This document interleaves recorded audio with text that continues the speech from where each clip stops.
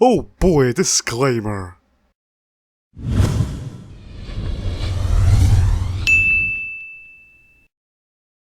Two years ago, I uploaded a couple of videos related to the Scream movie franchise. They were my personal ranking of every Scream villain, bar those seen in the TV series, and who I think killed who in each movie. These videos, despite starting a bit slow, eventually went on to receive a reasonably large view count, at least for a channel as small as mine. I'm extremely glad that they took off as well as they did, however, looking back on them, I'm not entirely happy with them for several reasons. First off, I rushed making them. I was having some major computer problems at the time, and with my PC being so temperamental, I needed to make videos quickly before it buggered up again. I also tried cramming in way too much into just a couple of videos, especially in the Who Killed Who video. And last but not least, I didn't explain my arguments very well. In other words, I can do better. So I decided to take another look at the Scream movies and see if I could decipher who donned the Ghostface costume in each of its appearances. And unlike last time, I'm going to dedicate a video to each Scream film so it won't be so cramped and crowded. Then once I've done that, I plan to do videos on the Scream TV series now that I've actually watched it, before having a second go at ranking the Scream villains. So let's start at the beginning and take a look at the first Scream film. Scream is one of my favourite slasher movies because it does everything right. It has a memorable villain with a unique look and is a great commentary and parody of the slasher genre whilst being faithful to the genre as well. It's not like most parodies which are just full of goofy moments and quote-unquote comedy. It is still a slasher movie in its own right and it has its spooky moments. One of the best things Scream did, however, was have an element of mystery to it. It was very much a whodunit, where the face behind the mask was kept a secret until the very end, making audiences try and work out who it could possibly be. Of course, it turned out to be bestest buddies Billy and Stu, the original duo of death. Looking back on a repeat viewing, it is kinda obvious with the way they act, but the reason it was such a shock is because no one expected there to be two killers. Again, hindsight is 2020, and looking back, it's pretty obvious there would have had to have been two killers in order for Ghostface to do half the things he did. But which of these two psychotic scoundrels wore the costume at which time and who killed who? Well, after a lot of digging and looking, I think I've come up with some reasonable theories. For this video, I watched every scene with Ghostface in it at least 10 times, looked at the set in detail so I could realistically imagine where each character is at any given time, and even used a stopwatch to time how long a character was on or off screen for. Remember, these are just theories, so don't start being mean in the comments. The idea of this video was to start a conversation between fans of the franchise, not to divide everyone. Oh, and this kinda goes without saying, but, you know, spoilers. So, let's get started. So first up, it's the opening scene. This is without question one of the greatest opening scenes in slasher history. It builds up the tension perfectly, has some great gore, some genuine scares, and points fun at several genre tropes. In this scene, we see Casey go through a night of hell as she is harassed by a mysterious caller before witnessing her boyfriend Steve get gutted alive. Then she suffers a similar fate. So the first question is, who is there? Well, it's pretty obviously both of them. A few people were happy to inform me that Stu couldn't have possibly been there as Tatum said he was with her that night, and yes, she does indeed say that. However, you do realise that he could have been at Casey's before he went to Tatum's, right? This opening scene goes on for 12 minutes and 53 seconds. Add to that the amount of time it would take roughly for Steve to be overpowered, tied up and put into position, and I would say Billy and Stu were there for 40 to 50 minutes tops. We see in the following scene that Billy was able to get to Sydney's house in the same night as Casey was killed, so surely Stu could have made it to Tatum's after the massacre as well. Steve also helps back up the theory of both killers being there. Billy and Stu, whilst psychotic, were both pretty weedy guys, resorting to sneak attacks and usually killing people who could be argued as being weaker than them. They are even shown throughout the film to be overpowered quite easily too. This tells me it would take the two of them to be able to overwhelm Steve, a football-playing jock who would have had no issue beating one of them in a fight. And if we're going to look at this scene realistically, there is no way that one person could be responsible for everything that happens in this scene. I'll go into more detail as we go further into this, but the timings don't match up to there being just one person. So yeah, it's safe to say that Billy and Stu were both there. Next question is, who was on the phone? It's rather obviously Billy. The caller in this scene has a sense of charm about him, but is also aggressive, cold and straightforward, which mirrors Billy's personality traits. Stu is more of a goofball in this movie, not really taking much seriously, and I think if he was making the call, it wouldn't be as menacing and as vicious as this call was. Also, Billy is later shown to have a strong knowledge of horror trivia, and the person calling Casey also knows a lot about horror films, so for me it's Billy. It's also Billy who rings the doorbell after Casey hangs up the phone. When the bell rings, Casey calls out "Who's there?" before the phone rings again, with the caller telling her, "You never ask who's there." Like I said, Billy is the caller in this scene, which means he would have had to be within earshot of Casey, and therefore must be behind the front door where he can ring the bell. Now, some people could argue that Billy would surely have to be at the back of the house if he is the caller, because he clearly reacts to Casey's movements over the phone. But between the doorbell ringing and Casey making it back to the back of the house, over a minute of time passes, allowing Billy to walk around to the back of the house as well. This scene has all been Billy thus far, but Stu does have some time to shine as he is the one who gets to gut Steve. I believe this because A, he had motive after Steve essentially stole Casey from him, and B, he had more opportunity to. Billy would need both hands to use the voice changer and the phone at the same time. There isn't enough time between him finishing his sentence and Steve being gutted for Billy to put down the phone and voice changer, grab a knife and then do the gutting. Stu, who isn't on the phone, could easily do the gutting once given the signal. Stu is also the one who throws the chair through the patio doors. Again, Billy would need both hands to make the call. He doesn't have enough time to put the phone and voice charger down after his sentence and then throw the chair. Stu does. So by this logic, it would have to be Stu wearing the costume, right? Well, I actually think both Billy and Stu are wearing the costume here. There is never any indication that there is only one Ghostface costume, and it would make sense for each killer to have one, given their different sizes. I also think that both entered the house and could be seen at different points. The first Ghostface to enter the house is Stu after breaking the patio doors. He then runs to the front door to let Billy in. Billy is who I believe we see sneaking around in these two shots, whilst I believe Stu is who breaks the window and tries to grab Casey. A lot of people think this Ghostface and the one who sneaks through the house are the same, but I disagree. Again, it all comes down to timing. We see this Ghostface clearly making his way through the house. Then Casey moves from one window to the next and looks through it. Now look at how this Ghostface is postured. For the amount of time it would have taken this Ghostface to run back to that window, he surely would have been facing the opposite direction. Unless he ran backwards, I can't see how Ghostface would be facing the direction he just came from. So why do I think this Ghostface is Stu? Well, as we can see, this Ghostface gets knocked down, maybe even out, by Casey. Then as she goes to the side of the house, Ghostface lunges at her through a window. Again, timing wouldn't allow for this to be the same Ghostface as the one Casey just fought. This Ghostface then grabs Casey and stabs her, a technique from this point forward I will call the grab and stab. The grab and stab technique is one that is used by Billy throughout, don't worry, we will go more into that as this video continues. This means that this Ghostface is Billy, which means the one Casey knocked out has to be Stu. I originally thought this had to be Stu killing Casey because she seemed to recognise him after removing his mask, but being honest, she would recognise Billy just as easily. Both Billy and Stu then drag her away and gut her in record time. Next up is Sydney's house attack. Once again, I think both were there, with one on the phone and one in costume. Again, I feel as though Billy is the caller because he sounds very much like the caller from the opening scene, being aggressive and vicious in his delivery. Stu, meanwhile, has to be in the costume because we see Billy appear at Sydney's window a mere seconds after Ghostface disappears. Billy would have to run back downstairs, remove the costume, and climb up to Sydney's window in roughly 3 seconds, which is just impossible. After this, Billy is arrested under suspicion of being the killer and is kept in jail for the night. Sydney stays at Tatum's house in hopes of calming down. Sadly for her, Tatum's house receives a call asking for Sydney, which just happens to be the same voice that was used in those other despicable phone calls. This time it is Stu making the call, with more than enough evidence pointing at him. For starters, Billy's in jail, so Stu likely made this call to make Billy look innocent. Billy could have used his one phone call to ring Tatum's house, but he would need the voice changer on him, and I highly doubt that would go unnoticed by the police at the station. Also, Stu would know that Sydney is staying at Tatum's, so he would know where to call in order to talk to Sydney. Also, this caller seems to enjoy mocking Sydney rather than being aggressive or vicious towards her, so that tells me it's Stu and not Billy.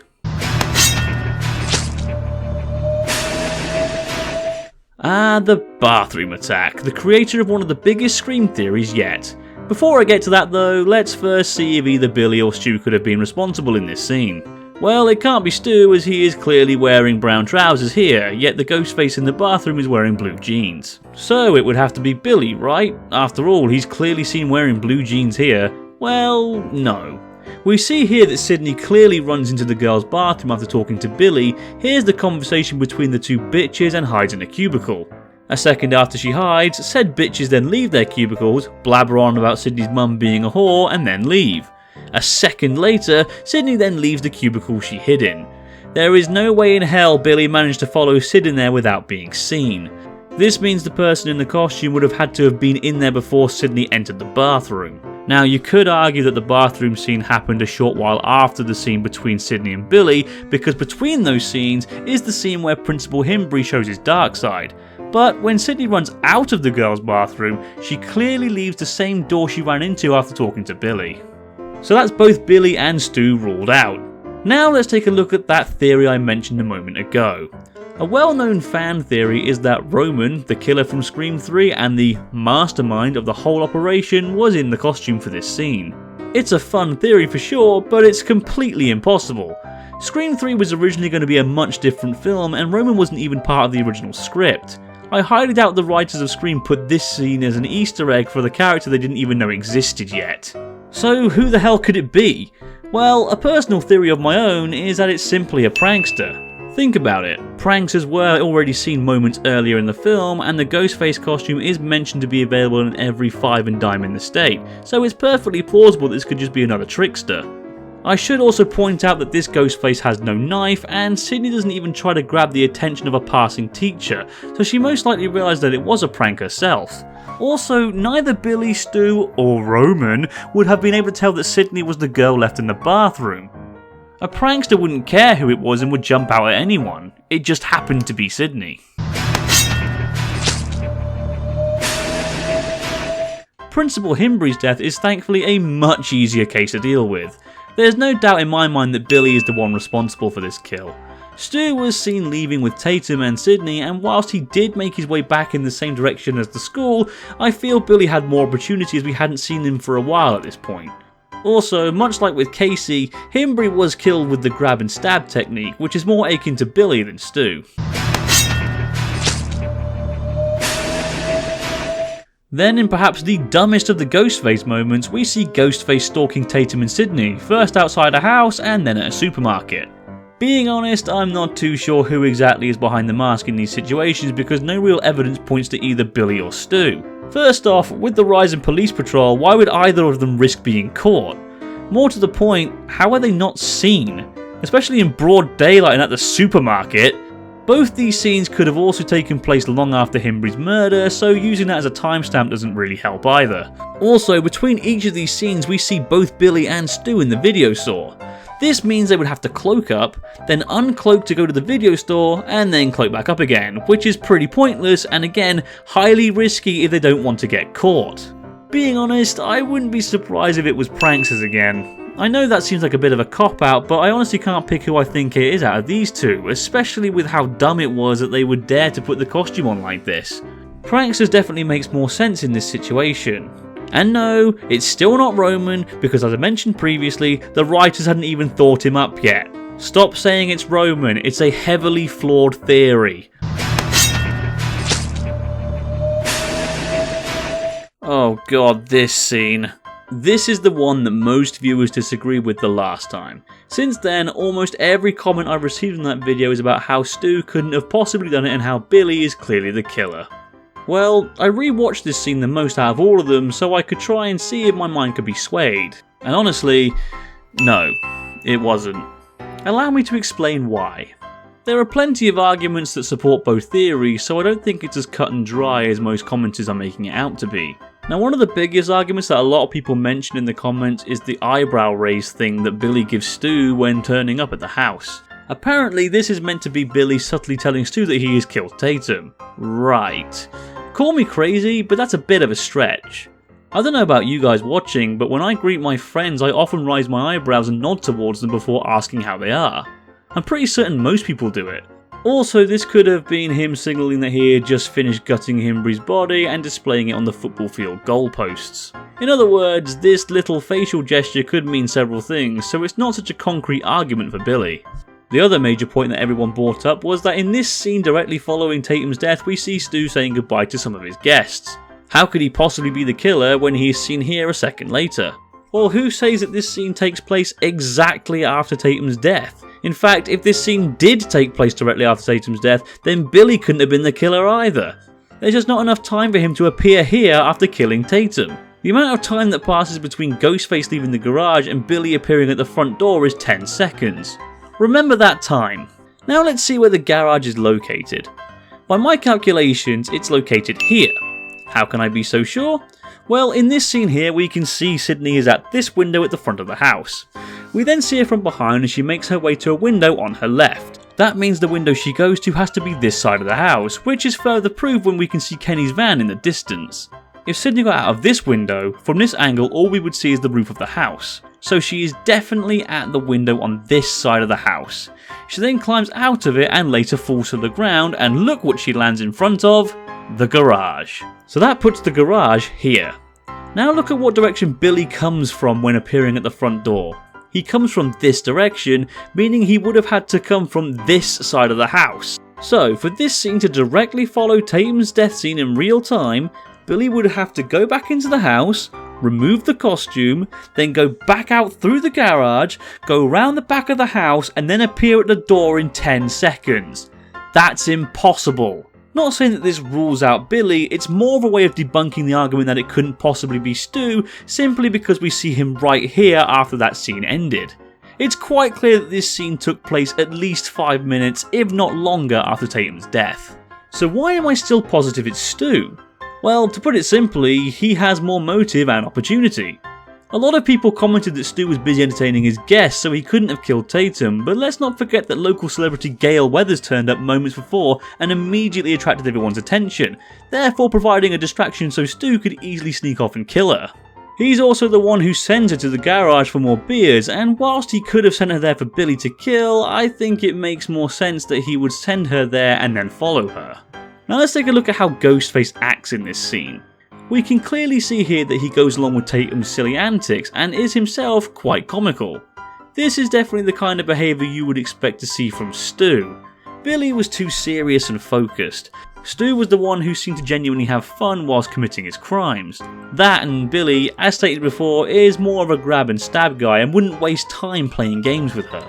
Also, Stu has a motive to kill Tatum. Throughout the movie, she is shown to be a rather, for lack of a better word, bitchy girlfriend, always elbowing him or hitting him and constantly mocking him. Stu might well have just had enough and decided to kill her. Randy may have even given him the idea in the video store when he tells Stu there's always a crazy reason to kill your girlfriend. Billy meanwhile didn't have motive to kill Tatum, and considering how serious and focused he was on his revenge, I doubt he would have gone out of his way to kill her. But Banterson, if that's the case, why would he kill Principal Himbry, I hear you cry? Because he wanted to use Himbry's body as a way to lure most of the partygoers from Stu's house so they could focus on the main goal. In fact, that's where I think Billy was during his absence. He killed Himbry so soon after the school had closed that it would be impossible for him to disembowel the body on the football field without being noticed, so he left the body at the school, then came back later after visiting the video store to finish the job. Sure, you could say Billy might have wanted Tatum dead so there was a bigger body count in hopes of selling their story of being victims to the attack, but I think there are more arguments in Stu's favour.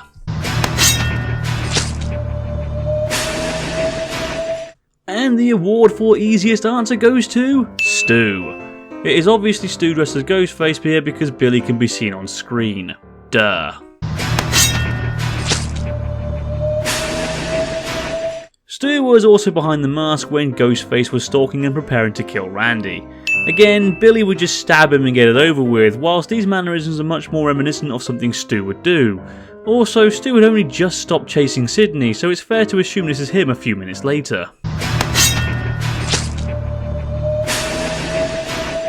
One of the more underappreciated deaths in the Scream franchise is that of Gale's long-suffering cameraman, Kenny. The perfection of the throat slice and his corpse draped on the van are some of the more memorable visuals from the first film in my opinion. But who was responsible? Well, that would be Stu again. If he was the one standing behind Randy, then he would be the one to follow Sydney outside, considering he was distracted by her screaming as she ran towards Kenny's van.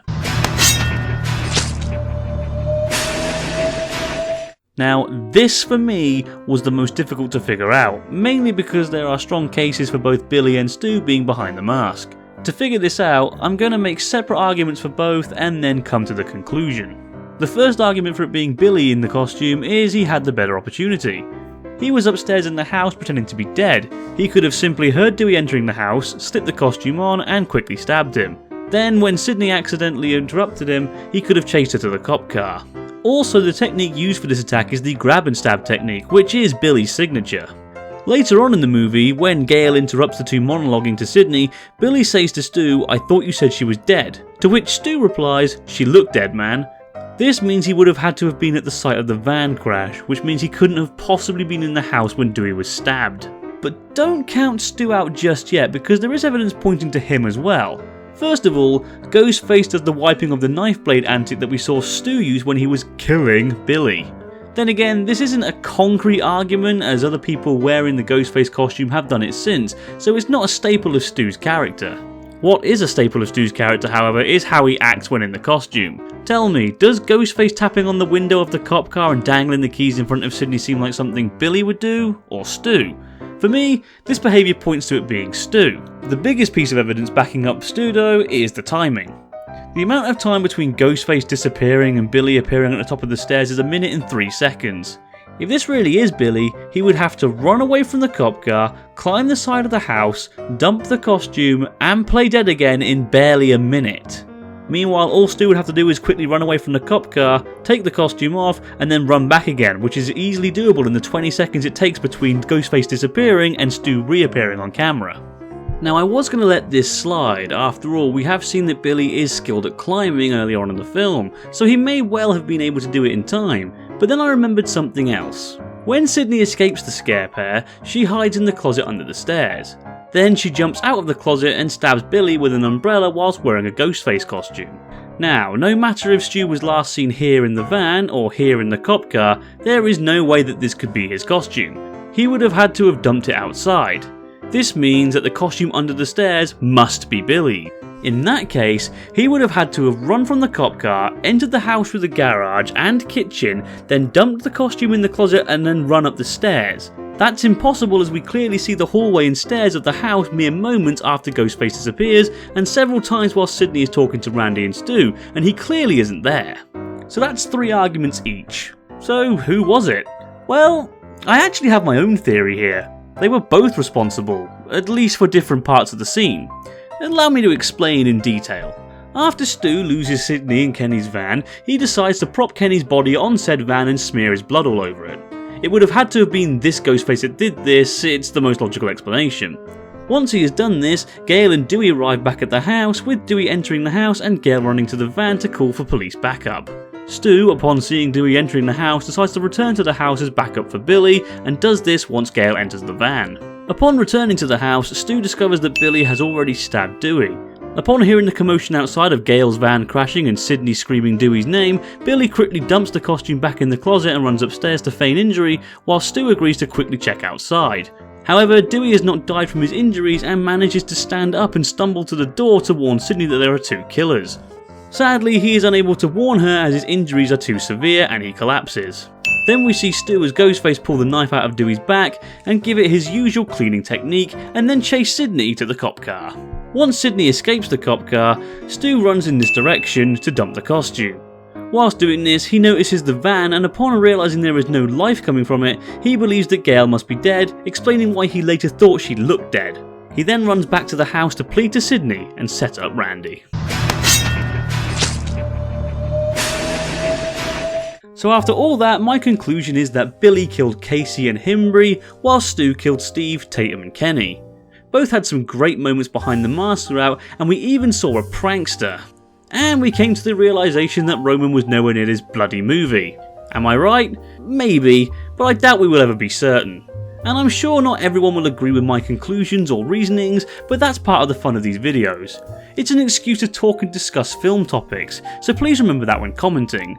This is just a bit of fun, so treat it as such. And that's it for this video. Thanks for watching. I hope you enjoyed watching it as much as I enjoyed making it. Do you agree with my conclusions? How do you think it went down? Let me know down below. I've been Banterson, and I'll see you soon.